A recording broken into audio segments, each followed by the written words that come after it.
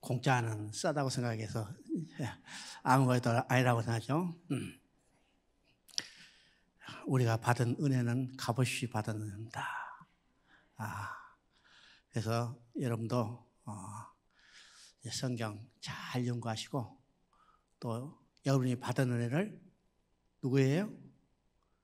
전해줘야 해요. 전해줘야 합니다. 넘쳐나는 거예요. 그죠? 내만 혼자 가만히 가지고 있으면 썩습니다. 고인물은 썩죠. 그래서 여러분이 자꾸 흘러나가게 합니다. 자, 시간이 많이 지나갔으니까 중간중간 이제 건너뛰고, 그죠? 왜 지금 이러냐면 저는 오랫동안 강의하다 보니까 속에 욕심이 생기죠. 많은 것을 지금 이제 전해주고 싶어서 하다 보니까 시간이 모자라요. 그래서 이제 다시 초보로 돌아가서 원칙적인 것, 아주 기초적인 것으로 하려고 합니다. 자, 16장을 봅니다. 16장 15절. 여러분 교재했을까요? 16장 15절.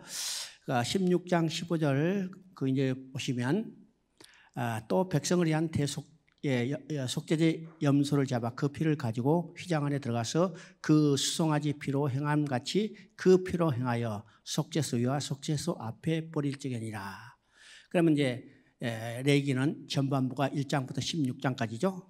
그러면 이 16장은 레위기의 핵심 장입니다. 왜일까요? 저 앞에 제사 드리는 것은 다 개인적으로 드리는 제사였습니다. 그런데 레위기 16장은 이스라엘 백성 전체가 지금 하나님 앞에 속죄제를 드리는 내용이죠. 그래서 레위기는 16장이 핵심입니다. 그러면 이날 하루만, 그렇죠? 대제사장이 짐승의 피를 가지고 지성소에 들어갈 수 있습니다. 지성소는 누가 계신다고 했어요? 하나님 계신다고 했습니다. 그렇죠? 그러니까 이 16장이 레위기의 핵심 장입니다. 그러면 이 16장은 어떻게 하라고 그러는가?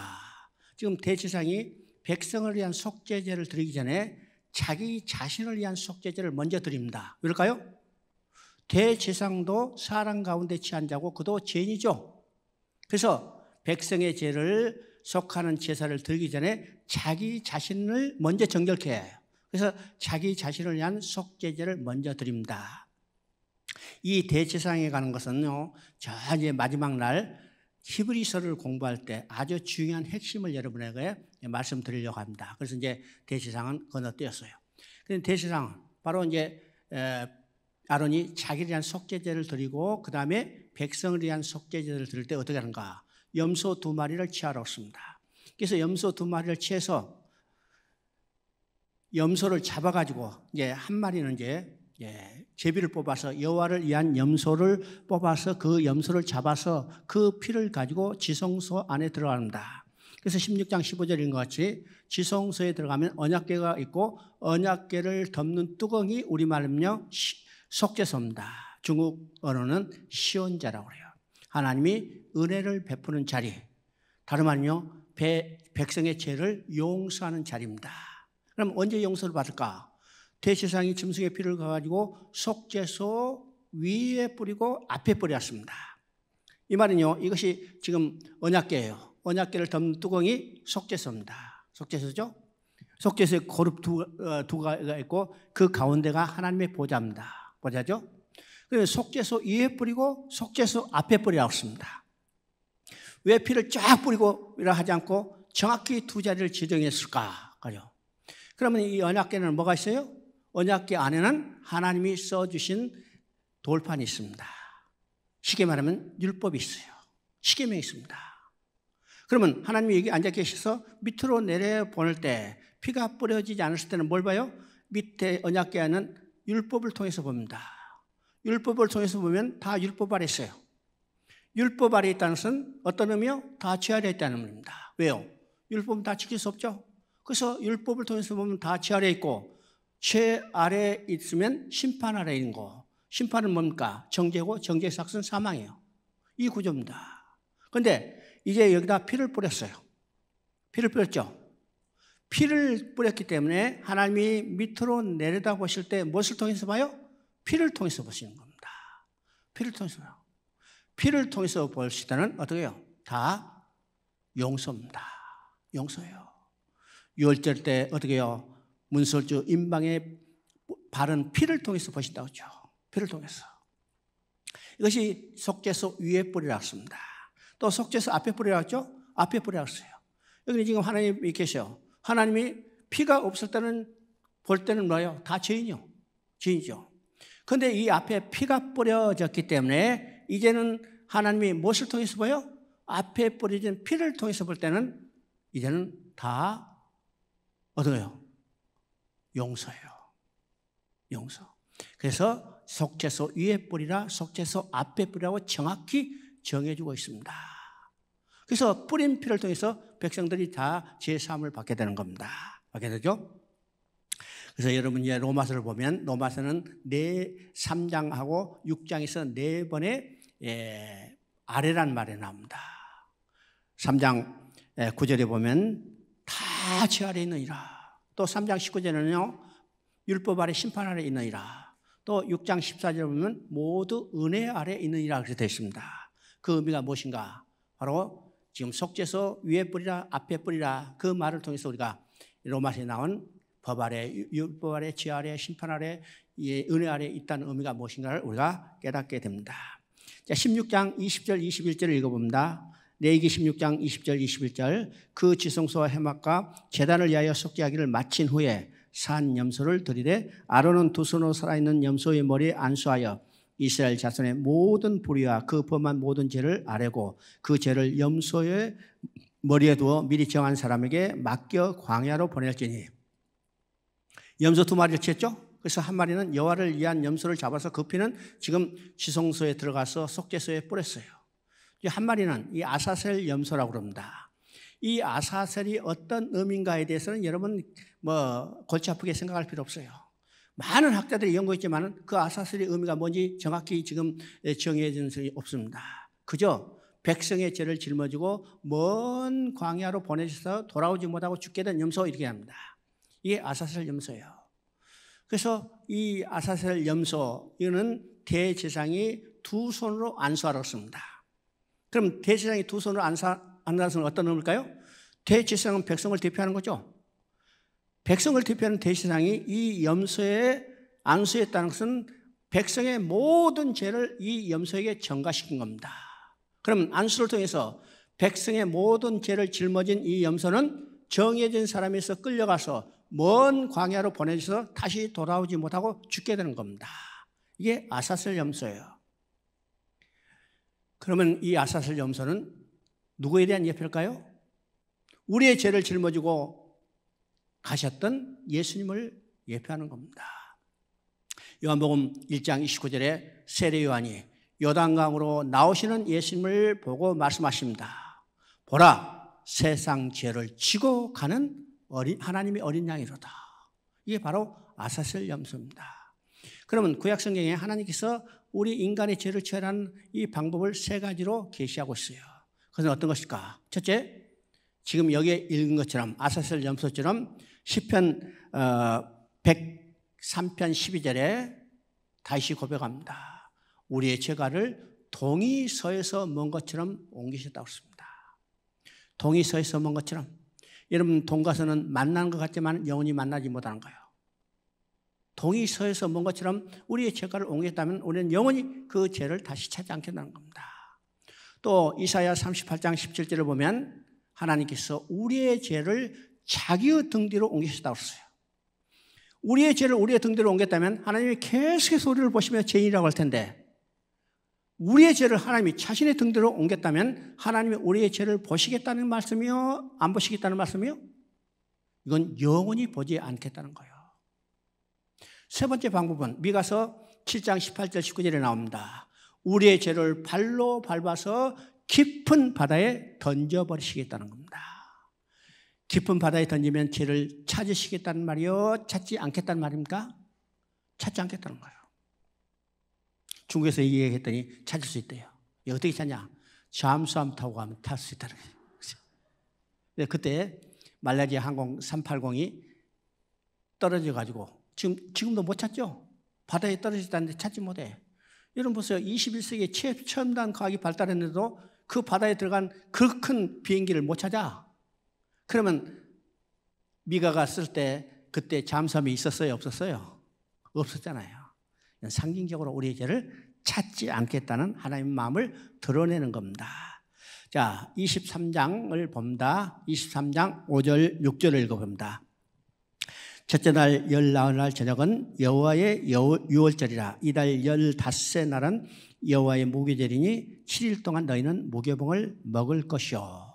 그러면 자, 레위기 23장이 어떤 내용일까? 레위기 23장은 이스라엘 백성이 지켜야 할 모든 날과 절기에 대한 규례입니다.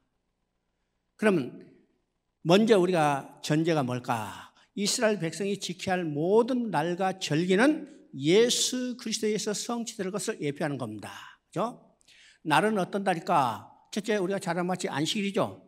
또 7년에 지내는 안식년이 있어요. 그 다음에 50년째 지내는 희년이 있어요. 이거 이스라엘 백성들이 지켜야 할 날입니다. 그 다음에 절기는 지금 레위기에 나온 7대 절기죠. 유월절, 무교절, 초실절, 오순절, 그 다음에 속죄일, 나팔절, 초막절.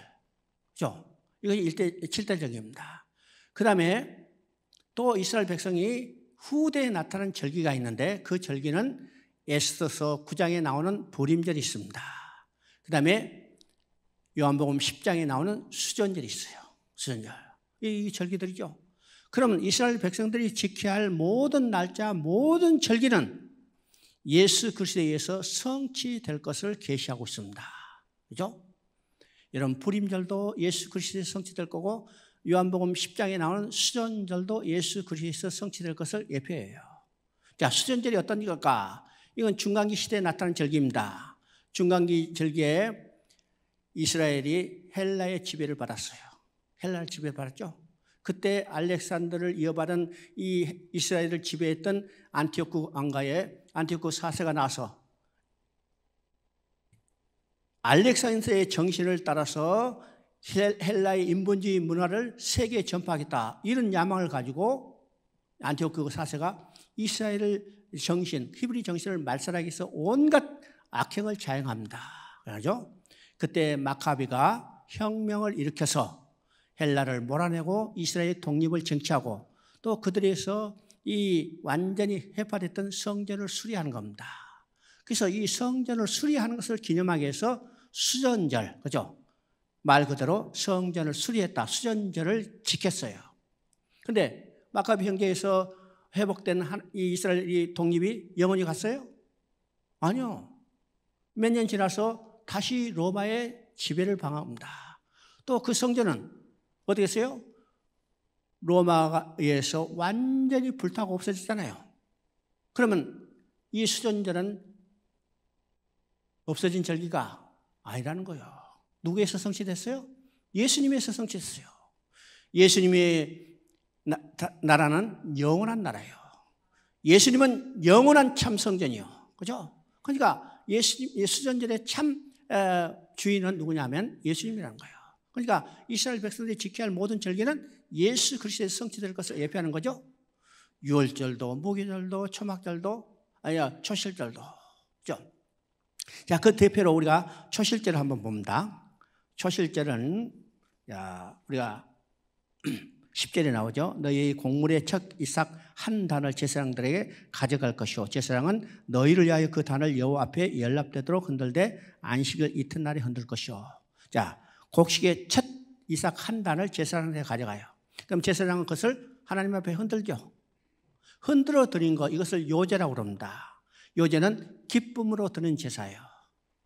쉽게 말하면요, 여러분이 예배 끝나고 집에 가면 집에 강아지가 있으면 어떻게 해요? 강아지가 막 주인한테 좋아서 꼬리 막 흔들리죠. 이게 요제입니다. 흔들어 드리는 거. 흔들리죠. 그래서 곡식 첫 이상을 하나님 앞에 흔들어 드려요. 근데 그날 어느 날 흔들어 드리라고 했어요? 싱싱할 때 아무 날 흔들어 드리라 하지 않고 안식후 이튿날 흔들어 드리라고 했습니다. 날짜를 정확히 지정했다는 사실이죠. 이게 어떤 의미일까? 바로 고린도 전서 15장 20절에 예수 그리스도에서 성취된 것을 보게 되죠. 고린도전서 15장 20절 보면 이제 그리스도께서 죽은 자 가운데서 다시 살아나사 잠자는 자의 첫 열매가 되시느니라. 이 첫 열매 곧 곡식의 첫 이삭 곡식 첫 이삭 첫 단입니다. 그러면 예수님은 언제 부활하셨어요? 언제 부활하셨어요? 안식 후 이튿날. 그죠? 정확히 예수 그리스도에서 이 초실절이 성취된 것을 증언하고 있습니다. 증언하겠죠? 자, 그다음에 23장 16절 17절을 한번 보면 이건 교회가 탄생할 것에 대해서 이야기합니다. 이게 바로 오순절 규례입니다. 그러면 이 16절 17절을 보면 제7 안식일 이튿날까지 합하여 50일 계수하고요. 그러니까 7일회가 지나간 후에 하루 보태서 50일째 오순절입니다. 오순절에 뭘 하라고 그런가? 새 소제를 여호와께 드리라고 했습니다. 새 소제. 그러면 오순절에 새 소제를 드리라는 이 새 소제는 어떤 의미일까요? 사도행전 2장을 보니까 오순절에 성령이 임했어요. 성령이 임하자 베드로가 담대히 일어나서 이 성령을 들어서 예수 그리스도를 증언합니다. 복음을 증거해요. 복음을 증언했더니 그를 듣는 사람이 가슴을 치는 거예요. 형제여, 우리가 어찌할꼬? 그때 베드로가 말했어요. 회개하고 예수를 믿어라. 그때 회개하고 예수를 믿은 사람이 몇 명이었더라? 3,000명이었답니다. 이것이 3,000명, 이것이 신약에서 오순절 강령으로 첫 번째 탄생한 신약의 교회입니다. 그러면 내기에서 오순절 때 새 소제를 드리라는 이 새 소제는 신약의 오순절 성령 강령으로 태어날 신약의 교회를 의미합니다. 그 교회인 것을 바로 여기에 떡 2개를 흔들어 드려야죠. 떡 2개. 그럼 구약시대의 떡을 만드는 기준은 진설병에 진설한 떡 12개예요. 그래서 이스라엘 12지파를 상징하는 12개를 만들어서 2줄로 쌓아 올렸는데 지금 구약시대 떡 12개를 만드는 게라고 하는 게 아니라 떡 2개를 만들어 흔들어 놨어요. 그러면 떡 2개는 뭘까요? 신약의 교회는 어떤 것이요? 이방인과 유대인이 담이 헐어지고 하나가 되는 걸 말합니다. 하는 말이죠. 더 중요한 것은 이 떡을 만들 때 뭘 넣으라고 했어요? 누룩을 넣으라고 했습니다. 누룩을 넣어라. 그러면 진설병에서는 누룩을 넣어서는 절대로 안 되죠. 누룩과 기름은 넣어서는 안 돼요. 꿀은 넣어서는 안 돼요. 그런데 누룩을 넣으라고 했어요. 떡을 만들 누룩을 넣어라. 그러면 왜 떡을 만들 때 여기서 누룩을 넣으라고 했을까요? 누룩은 죄와 부패를 상징하는데 지금 누룩을 넣으라고 했어요. 그러면 교회가 어떤 것이게요? 교회. 우리가 교회는 거룩한 것으로 생각하지만은 교회는 어떤 것이요? 교회는 누가 모인 것이요? 교회는 누가 모인 것일까요? 교도소가 죄인들이 많아요? 교회가 죄인들이 더 많아요? 어느 쪽이 더 많을까? 교회가 죄인들이 훨씬 많아요. 왜요? 교회 오면 다 죄인이라고 하는데 교도소 가면 30%는 난 죄인 아니고 억울하게 왔다 그러죠? 교회가 어떤 것인가를 말합니다. 교회는 누룩이 있는 것이요. 죄인들이 있는 것입니다. 그래서 에베소서 4장을 보면 여러분 중요한 거예요. 거짓말하지 말라. 도둑질하지 말라. 성내지 말라. 왜요? 거짓말하는 자가 있기 때문이요. 도둑질하는 자가 있기 때문입니다. 성내는 자가 있기 때문입니다. 이게 교회예요. 그러면 교회는 어떤 기능일까? 교회는 병원과 같은 기능이 있어요. 병원에는 누가 찾아가요? 환자들이 가잖아요. 환자들이 갑니다. 나는 별로 안 아프니까 병원에 갈 기회가 없어가지고 내가 중국에 있는데 우리 딸한테 보훈청에서 이제 전화가 왔대요. 네 아버지 살았나 죽었나? 왜 병원이 10년 가도 병원 간 기록이 하나도 없느냐 그랬어요. 야, 건강한 사람 안 가잖아요. 누가 가요? 환자가 병든 사람이 가요. 거기서 약을 먹고 수술해서 건강하게 치료함을 받죠. 교회는 죄인들이 와가지고, 그렇죠? 죄인들이 와가지고 복음으로 그들이 건강하게 돼서 나가는 것이 교회라는 겁니다. 교회도 약이 있어요. 어떤 약? 말씀의 약이 있습니다. 교회도 수술의 칼이 있어요. 칼이 있어요? 없어요? 하나님의 말씀은 성령의 검이라고 했잖아요. 좌우의 날선 어떤 검보다 예리해서 혼과 관절과 영과 혼을 찔러 쪼개게 하죠. 다 이 복음으로 도려냈을 때 우리가 건강하게 되는 겁니다. 건강하게 되는 거죠. 그 다음에 우리 민수기를 봅니다. 민수기는 이제 역사의 시대의 고문 속에 들어가는데 출애굽기 40장에서 성막을 완공했죠. 이제는 성막을 앞세워서 하나님이 약속한 땅 가나안 땅으로 행진해 가는 과정이 민수기입니다. 민수기죠. 그런데 민수기는 우리가 세 부분으로 나눌 수가 있습니다. 세 부분으로 나누는 것은 어떻게 나눌까? 1장부터 12장까지입니다. 자, 시내산을 출발해서 그들이 가데스 바네아까지 도착하는 과정이 1장부터 12장이 있고, 그 다음에 12장부터 25장까지 두 번째 부분인데, 가데스 바네아에서 도착하자 어떤 일을 저질렀어요? 정탐꾼을 보냈습니다. 정탐꾼을 보내고 정탐꾼의 보고를 받은 백성들이 원망하고 불평하다가 하나님의 진노를 받아서 다 엎드려 죽게 된 사건이 25장의 사건이죠. 그리고 26장부터 36장까지는 어떤 내용이요? 자, 하나님께 원망하고 불평하다가 다 하나님의 진노를 받아서 죽게 됐다. 그러면 하나님의 계획은 포기할 거고 중단할 것인가? 아니라는 거예요. 하나님은 절대로 실패하지 않고 중단하지 않고 포기하지 않는다고 했어요. 그래서 1세대들이 다 원망하고 불평하다 죽게 됐지만은 하나님은 자신의 계획을 성취하기 위해서 어때요? 남은 2세대들을 가나안 땅, 약속의 땅에 들어가기 위해서 준비해 가는 과정이 26장부터 36장의 과정이라는 겁니다. 그것이 바로 민수기예요. 민수기가 아주 간단하죠? 1장부터 12장까지는 신의 가데스 바네아까지 도착하는 거죠. 그 다음에 13장부터 25장까지는 그들이 정탐꾼을 보낸 후에 원망하고 불평하다가 다 엎드려진 사건이고, 26장부터는 1세대는 실패했지만 하나님은 하나님의 계획을 성취해서 2세대를 가나안 땅에 들어갈 준비하는 과정이다. 이것이 민수기입니다. 민수기죠. 자, 1장 3절 한번 읽어봅니다. 1장 3절. 이스라엘 중 20세 이상으로 싸움에 나가는 모든 자를 너와 아론은 그 진영별로 계수하라. 자, 민수기가 시작되자마자 하나님은 이스라엘 백성에게 명령합니다. 인구조사라. 그렇죠? 왜 인구조사를 했을까요? 지금 시내산에서 출발해서 가나안 땅에 들어가는 과정은 지금 애굽에서 나와서 시내산까지 도착하는 과정과는 전혀 양상이 다르죠? 애굽에서 나와서 시내산까지 도착하는 과정은 어떤 모습을 연상할 수 있다고 그랬어요? 큰 경기가 끝나고 그 관정이 지금 헤어지는 모습과 같아요. 질서도 조직도 없죠?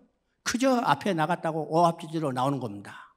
이것이 애굽에서 나와서 시내산까지 도착하는 과정인데, 이제 시내산을 출발해서 가나안 땅에 들어가는 과정은 이런 모습으로는 한 발짝도 갈 수 없어요. 조직적으로 움직이지 않으면 안 되죠? 그래서 조직을 위해서 뭐가 필요해요? 인구조사가 필요한 겁니다. 그래서 인구조사를 하라고 해요. 그런데 인구조사를 할 때 여기서 우리가 이상한 것을 발견해야죠. 어린아이부터 노인까지 모든 사람을 다 조사하지 않고 누구를 조사하라고 했어요? 싸움에 나갈 만한 20세 이상으로 조사를 했습니다. 왜 전수조사를 하지 않고 싸움에 나갈 만한 20세 이상으로 계수를 했을까? 지금 시내산을 출발해서 가나안 땅에 들어가고, 가나안 땅에 들어가서 그 정착하는 과정은 관광 가는 거 아닙니다. 단풍놀이 가는 거 아니에요. 전쟁입니다. 전쟁이요. 전쟁을 해야 하기 때문에 전쟁을 치를 군사를 개수하는 겁니다.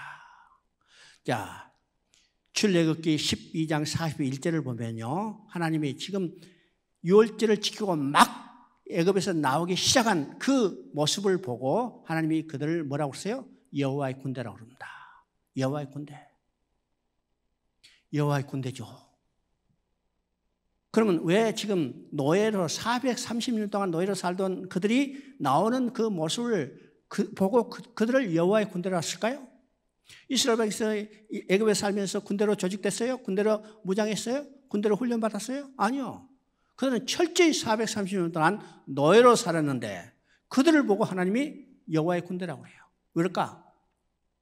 지금은 노예지만은 하나님이 그들에게 기대하는 바가 있다는 겁니다. 그 기대하는 바는 어떤 것이요?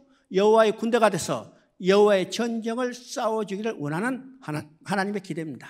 그래서 그 노예된 그들을 보고 여호와의 군대라고 그래요. 그래서 지금 싸움에 나갈 만한 20세 이상으로 계수하라고 그러죠. 그러면 오늘 여호와의 전쟁을 치를 여호와의 군대는 오늘 이 시대는 어딜까? 오늘 여호와의 전쟁을 치를 여호와의 군대는 오늘 교회입니다. 교회가 여호와의 전쟁을 치를 여호와의 군대고 교회에 속속된 성도들은 여호와의 군대에 편성된 여호와의 군사라는 사실입니다. 그러면 오늘 교회가 여호와의 전쟁을 싸울 여호와의 군대인데 오늘 교회에 어린아이가 많아요? 아니면 싸움에 나갈 만한 20세 이상의 군사가 많아요? 여기서 말하는 어린아이는 육신적인 어린아이가 말하는 게 아니라 영적인 어린아이입니다. 여러분 보세요. 복음을 듣고 영적으로 거듭나면 모든 사람이 영적으로 어린아이예요. 그 사람이 세상적으로 나이가 몇 살이든지 사회적 지위가 어떻든지 얼마나 학문이 높든지 낮든지 그건 상관이 없어요. 복음을 듣고 거듭나면 영적으로 어린아이죠? 어린아이입니다. 그러면 오늘 교회에 영적인 어린아이가 많을까? 아니면 싸움에 나갈 만한 20세 이상의 군사가 많을까? 누가 더 많다고 생각해요? 오늘 베들로 교회는 모르겠어요. 그렇죠? 영적으로 어린아이가 대부분이 교회가 이게 교회의 모습입니다. 그러면 어린아이를 낳고 누가 그걸 양육해야 해요? 누가? 부모가 양육해야 해요.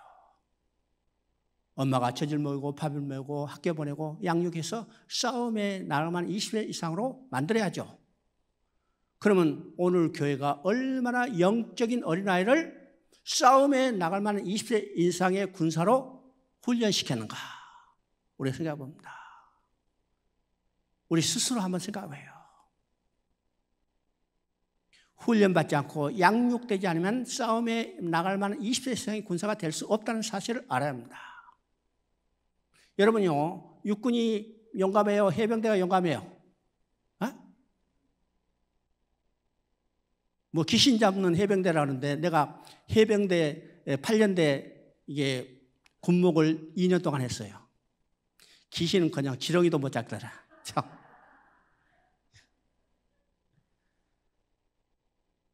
우스개 이야기지만은요, 강한 군대는 강한 훈련을 받는다고 합니다. 강한 군대는 강한 훈련을 받아요. 교회도 강한 여호와의 군대가 되기 위해서는 강한 훈련을 받아야죠. 바로 훈련. 자, 우리는요, 이런 것들을 우리 스스로 한번 깊이 생각해 봐야 합니다. 깊이 생각하죠? 자, 2장 2절부터 3절 한번 읽어봅니다. 각각 자기의 진영의 군기와 자기의 조상의 가문의 기호 옆에 진을 치되 해막을 향하여 사방으로 치라. 동방해 돋는 쪽 진칠자는 그 진영별로 유다의 진영의 군기를 속한 자라. 자, 지금 계수가 다 끝난 다음에 편성을 해서 진을 배치하는 겁니다. 그래서 진을 배치할 때 성막을 중심으로 동서남북에 3개 지파씩 4개 군단을 지금 배치했어요. 그렇죠? 그래서 이 모든 진의 입구는 어디를 향해 놓냐면 성막을 향해서 놓게 됐습니다. 그런데 쉽게 말하면요, 자기 집 대문을 어디에 향해서 놨어요? 성막을 향해서 놨습니다. 이 말은 어떤 의미일까? 진의 한가운데 성막이 있기 때문에 집에 들어갈 때도 뭘 바라봐요? 성막을 바라보고, 나갈 때도 성막을 바라보고, 아침에 일어나서 기지개를 펼 때도 앞에 있는 중앙에 있는 성막을 바라보게 되는 겁니다. 그러면 눈에 보이는 성막을 통해서 성막에는 누가 계세요? 하나님이 계시기 때문에 그들의 삶의 중심이 누구냐면 하나님이라는 사실이에요. 오늘 우리 가운데 성전이 있어요. 그 성전에 누가 계세요? 하나님 계시잖아요. 우리의 삶의 중심도 다름 아니라 하나님이라는 사실을 보여주고 있죠. 그리고 지금 진을 배치하는데 동방해 돋는 편이라고 씁니다. 그러면 동쪽만 이게 수식어가 붙었으면 서쪽, 남쪽, 북쪽도 비슷한 수식어가 붙었는데 그런 수식어가 없죠. 동쪽만 동방해 돋는 편이라고 거기에 누구가 배치된가? 유다진 군계에 속한 자였습니다. 왜 동쪽만 동방해 돋는 편이라고 유다진에 속한 자를 배정했을까? 이 말은 유다 지파 가운데 누가 태어나요? 유다 지파 가운데 참 미친 예수 그리스도가 오실 것을 계시하고 있는 겁니다. 그렇죠? 14장을 한번 봅니다. 14장 1절부터 4절까지.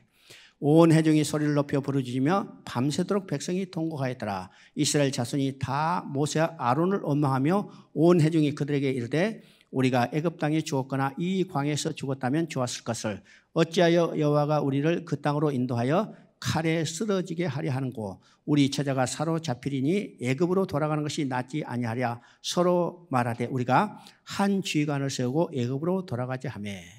지금 이제 정탐꾼을 보냈어요. 정탐꾼 12명이 정탐하고 와서 보고하는 내용을 들은 백성들의 이 반응입니다. 반응이죠. 자, 12정탐꾼 가운데 10명과 2명이 보고가 달랐죠. 그럼 그 보고 내용은 어떤 것일까요? 실상 그들이 보고 듣고 경험한 것은 똑같아요. 그렇죠? 자, 갔더니 거기는요, 토질이 좋고 산물도 좋아서 우리가 그 증거로 가졌다. 그게 보여줬어요. 그런데 그 땅은 산지고 험하고 거민들이 장대해서 우리는 도저히 그 땅을 점령할 수 없다. 우리는 그들 앞에 메뚜기와 같은 존재라고 했어요. 그런데 여호수아 갈렙은 맞다. 저희들이 보고하는 건 틀린 말이 아니다. 그런데 하나님이 우리에게 주시기로 약속했고 하나님이 우리와 함께 계시면 우리는 넉넉히 그 땅을 점령할 수 있다. 저들이 우리의 밥이라고 했습니다. 자, 경험한 사실은 똑같죠? 그런데 10사람의 보고와 2사람 여호수아 칼렙의 보고가 뭐가 달랐어요? 하나님에 대한 약속에 대한 믿음이 달랐어요. 믿음이 달랐죠.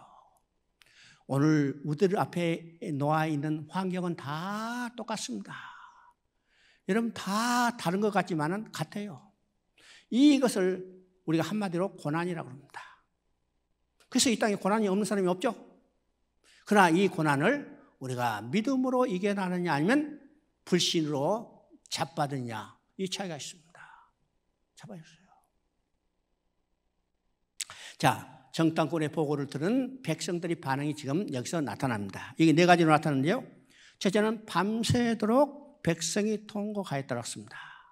자, 이것을요, 우리가 숫자로 한번 생각해 봅니다. 그냥 읽으면 별로 감동이 없어. 밤새도록 백성이 통곡했더라. 그런데 숫자로 한번 생각해 봅니다. 백성들이, 온 백성들이 밤새도록 통곡하였더라. 그러면 1장에서 계수했을 때 그 싸움에 나갈 만한 20세 이상이 몇 명 있어요? 60만 3,550명이요.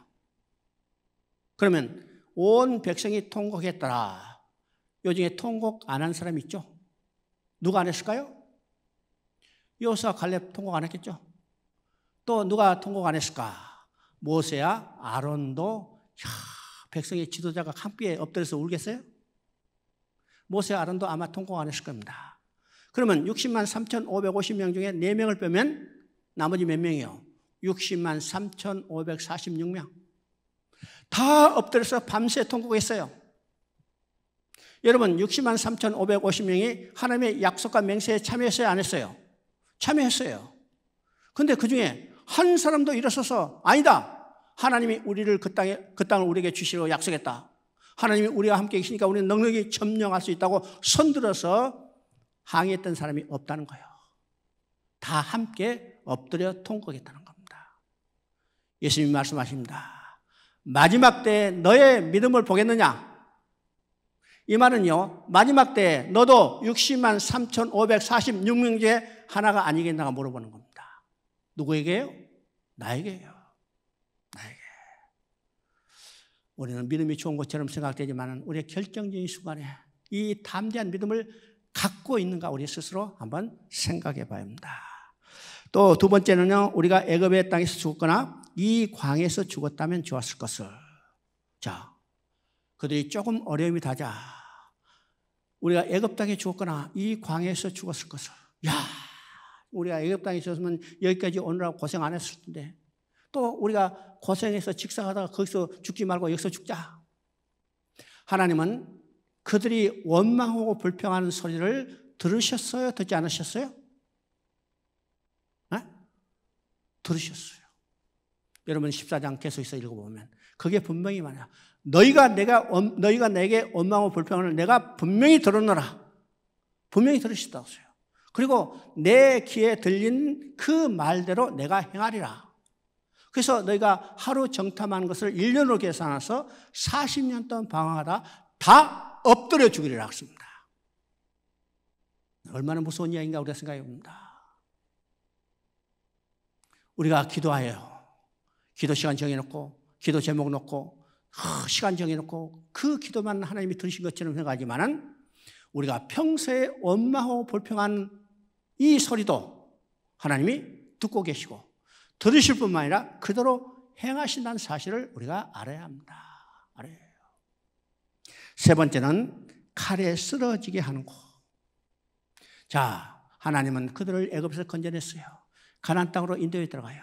무엇 때문에? 그들의 생명과 그들의 행복을 위해서 노예된 그들을 건져내서 약속의 땅 가나안 땅으로 인도해 가는데 그들 앞에 조금 어려움이 생기자 생명을 주시는 하나님을 죽이시는 하나님으로 바꿔버리는 거죠.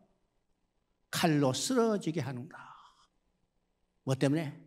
자기 앞에 놓인 이 조그만 어려움 때문에 생명을 약속하신 하나님을 죽이시는 하나님으로 바꿔버린 겁니다. 그러죠.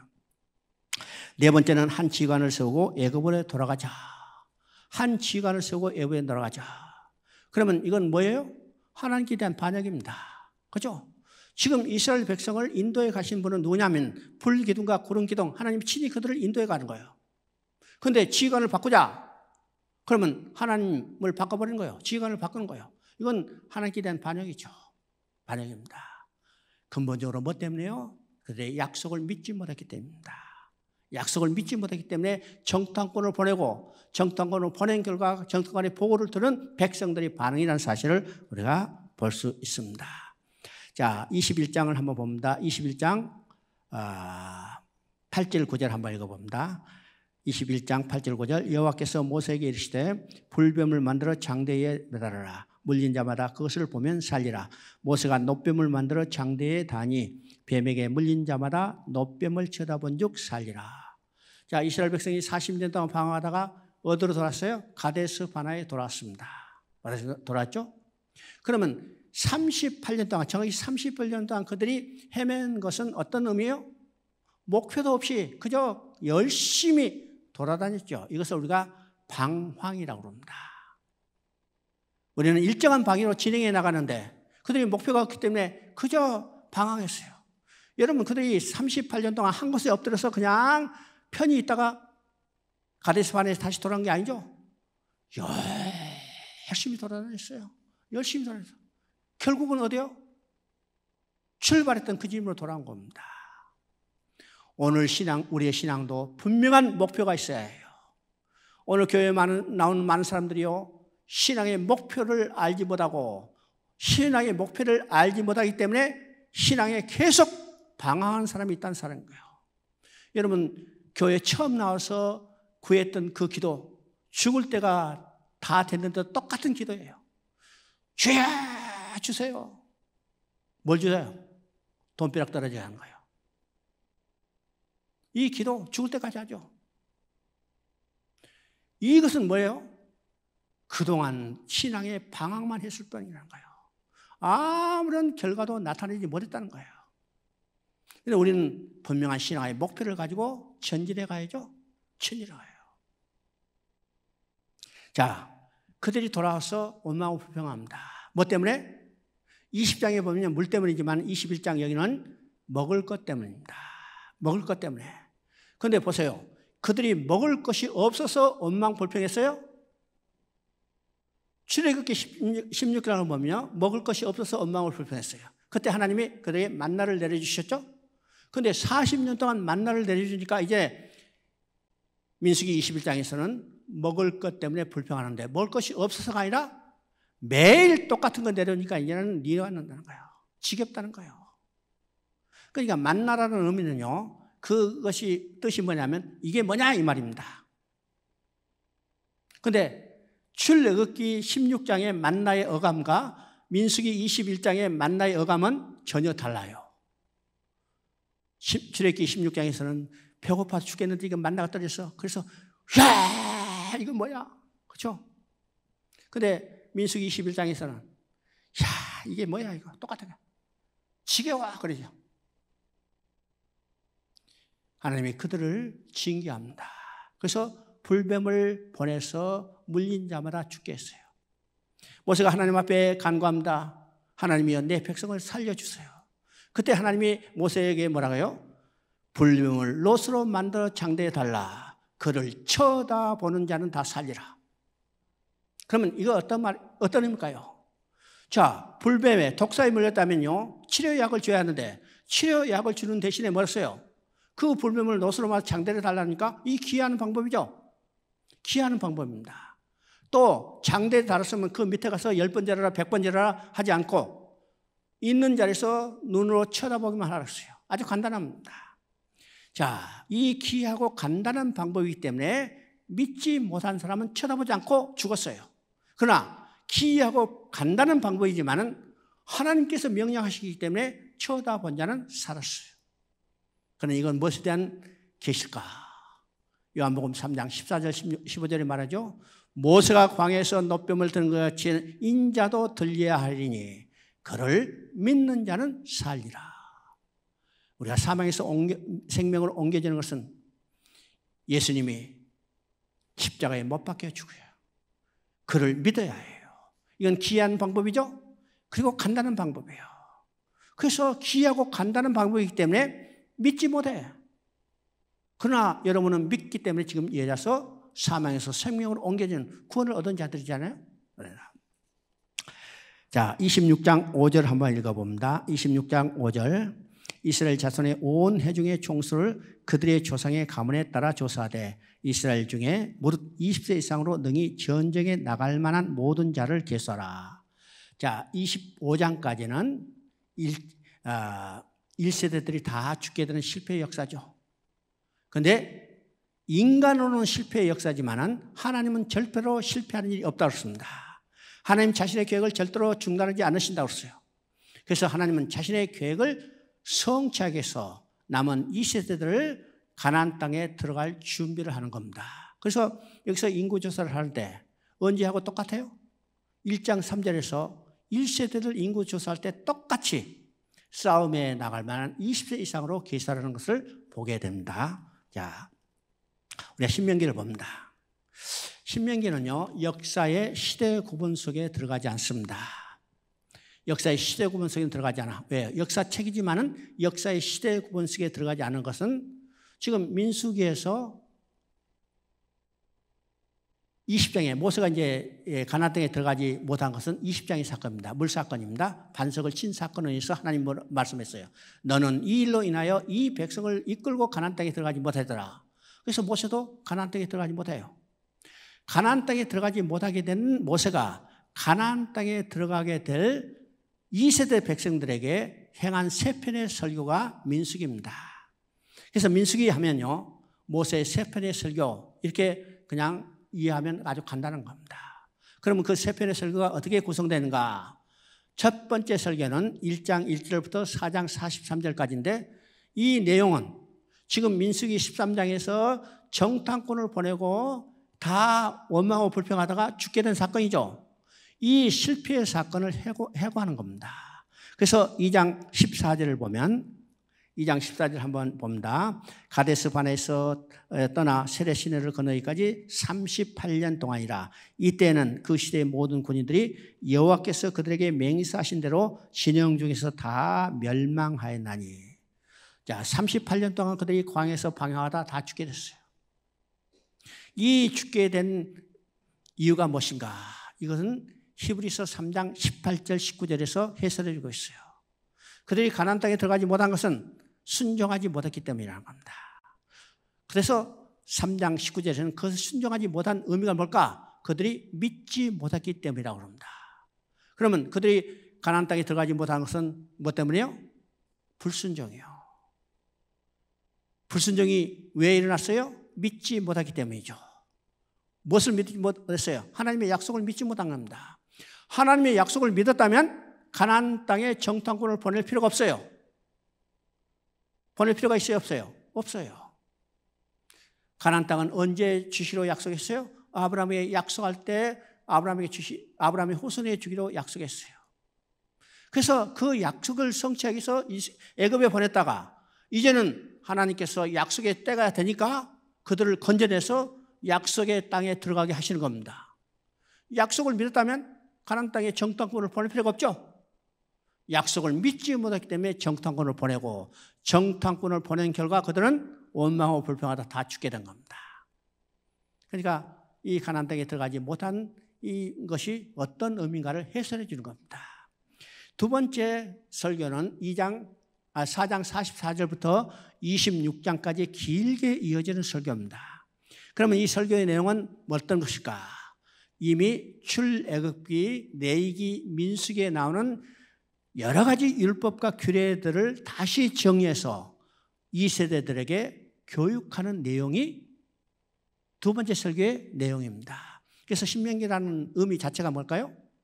명령을 다시 가르친다는 의미입니다. 이거 신명기예요. 그렇죠? 신명기. 그래서 두 번째 설교는 하나님의 율법과 규례를 다시 가르치는 내용입니다. 그러면 지금 출애굽부터 시작해서 민수기까지 나오는 이것들을 다시 정리해서 이 세대에 가르치는데 이거는 단순히 반복하는 내용이 아니고 그 핵심은 뭘까? 이스라엘 백성이 가나안 땅에서 들어가서 지켜야 할 율법과 규례의 정신이 무엇인가를 이야기하는 겁니다. 가나안 땅에 들어가서 지켜야 할 율법과 규례의 정신은 노예적 굴종이 아니라 하나님의 사랑이 무엇인지를 알고 그 사랑에 이끌려서 사랑하는 마음으로 하나님의 율법과 규례를 지키라는 겁니다. 전혀 의미가 다르죠? 여러분, 노예적 굴종이라는 것은 어떤 의미예요? 일하기도 싫죠? 재미도 없어요. 일의 결과도 아주 좋지 않게 나타나요. 이게 노예적 굴종입니다.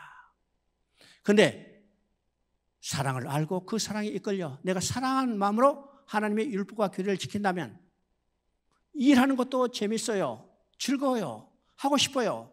결과도 아주 좋은 결과를 맺게 되어 있습니다. 그러니까 그 정신이 전혀 다르죠. 그 핵심은 6장 5절에 나옵니다. 여러분 6장 5절을 한번 읽어봅니다. 너는 마음을 다하고 뜻을 다하여 힘을 다하여 내 하나님 여호와를 사랑하라. 이 말씀을 딱 읽자 우리가 언제 읽었던 기억이 나오죠? 어디 나올까? 마태복음 22장에서 서기관과 바리새인들이 예수님을 시험하기 위해서 찾아왔어요. 그래서 물어봅니다. 선생이요, 율법 중에 어느 것이 가장 큰 계명입니까? 그렇죠? 자, 예수님을 시험하게 했죠. 그래서 예수님이 어떤 것이 큰 계명이라면 그것을 붙들고 신경이 하려고 그랬어요. 그런데 예수님은 어느 율법이 크단 말씀 많이 하시고 이 말씀하셨어요. 너는 마음을 다하고 뜻을 다하고 힘을 다하여 내 하나님 여호와를 사랑하라. 이것이 크고 첫째 되는 계명이라. 그러니까 우리가 율법과 규례를 지키는 가장 핵심은 뭘까요? 그게 사랑이라는 겁니다. 사랑이 없다면 아무리 열심히 해도 의미가 없다는 거예요. 그렇죠? 자, 신명기 10장 16절을 읽어봅니다. 10장 16절 너희는 마음에 할 일을 하고 다시는 목을 곧게 하지 말라. 지금 모세가 그 백성에게 지금 말씀합니다. 너희는 마음에 할 일을 하고 다시는 목을 걷게 하지 말라. 지금 모세가요 백성들에게 마음에 할 일을 하라고 하는 것은 이건 혁명적인 선언입니다. 왜일까요? 지금 구약시대예요. 구약시대 이스라엘 백성은 육신의 할 일을 통해서 그들이 약속의 백성이고 그들만이 구원받는 백성이라는 사실을 자랑했어요. 그런데 모세는 이미 신명기에서 너에게 마음의 할 일을 하라 합니다. 마음의 할 일이라. 그러면 우리는 할례 받은 자요? 할례 받지 않은 자요? 여러분 할례 받았어요? 할례 받지 않았어요? 몰라? 우리는 할례 받은 자들이에요. 어디에? 마음의 할례를 받은 자잖아요. 마음의 할례. 이 할례는 어떤 것이었어요? 언약의 표징이 새겨졌다는 거예요. 그러면 우리는 마음의 할례를 받은 자이기 때문에 우리 마음에 뭐가 새겨졌어요? 하나님의 언약이 새겨졌다는 거예요. 우리의 신앙의 근거는 하나님의 약속이라는 사실을 우리가 확실히 알아야 합니다. 자, 세 번째 설교는 29장 11절 12절 있습니다. 자, 29장 11절 12절을 읽어봅니다. 너희 유아들과 너희 아내와 및 내 진중에 있는 객과 무릇 너희를 위하여 나무를 패는 자들부터 물 깃는 자까지 다 너희 하나님 여호와 앞에서 서 있는 것은 너희 하나님 여호와의 언약에 참여하며 또 너희 하나님 여호와께서 오늘 내게 하시는 맹세에 참여함이라. 세 번째 설교는 27장부터 이어지는 설교입니다. 그래서 어떤 사람은 34장까지 세 번째 설교다 이렇게 하는데, 실제로 세 번째 설교는 어디서 끝나냐면 27장부터 30장까지가 세 번째 설교의 내용이고, 31장부터 34장까지는 모세가 이스라엘의 영도권을 여호수아에게 인계하고 여호수아에게 권면하는 말이고, 32장은 모세의 노래, 33장은 모세가 이스라엘 백성을 축복하는 내용이고, 34장은 모세의 장례 장면입니다. 장면이죠. 그런데 어떻든 간에 이 세 번째 설교의 핵심은 바로 지금 읽었던 29장 11절 12절입니다. 그러면 이 내용은 어떤 내용일까? 모세가 가나안 땅에 들어갈 백성들에게 마지막으로 유언처럼 하는 말인데, 그 유언은 어떤 것이요? 언약과 맹세에 참여한 것입니다. 그러면 언약과 맹세에 참여했다, 이 두 단어가 나올 때 여러분 즉시 무엇을 연상해요? 하나님께서 아브라함에게 주셨던 언약과 맹세입니다. 하나님께서 아브라함에게 주셨던 언약과 맹세, 이것이 우리 머릿속에 즉각 생각나요. 그러면 모세가 죽기 전에 그 백성들에게 마지막으로 유언처럼 하는 말이 어떤 말이에요? 그 백성들에게 하나님의 언약과 맹세에 참여시키는 거고, 그 백성들에게 다른 말은요 복음을 전하는 거고, 다른 말은요 그들의 구원에 초청하고 있다는 사실입니다. 그러면 모세는 이 세 번째 설교가 유언적 설교입니다. 왜일까요? 모세는 이 설교를 마치고 이제는 죽게 되죠. 죽게 됩니다. 그러면 오늘 우리도 유언해야죠. 유언하니까 내가 아직도 창창히 살았는데 무슨 유언? 여러분, 오늘 죽을지 내일 죽을지 아무도 모르잖아요.